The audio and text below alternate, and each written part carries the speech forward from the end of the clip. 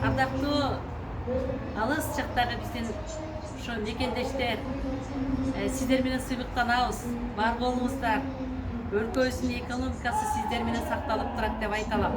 Кудай буйрса 23 октябрда Кыргыздын булбул үндүү ырчы кызыбыз Самара өзүнүн жеке чыгармачылык концертин тартуулаганы турат. Андыктан убактыңыздарды бөлүп атайын бир күн өзүңүздөр үчүн эс алып ушу концертке келип кол чап кыргыз жыттанган жырларын угуп, кыргыз жыттанган ушу кыргыздын абасынан дем алгандай болуп ушу Самарабызды келип колдоп, кол чап кетүүңүздөрдү чын жүрөктөн тилектешпиз, суранабыз.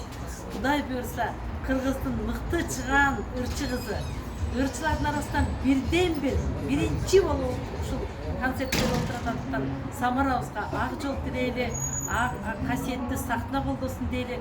Самаранын концертин Кудай буйрса кош колдоп биз жакшылап узаталы. Сиздер жалпы журттун жакшылап тосуп алыңыздар. Кыргыздын булбул үндүү ырчы кызы.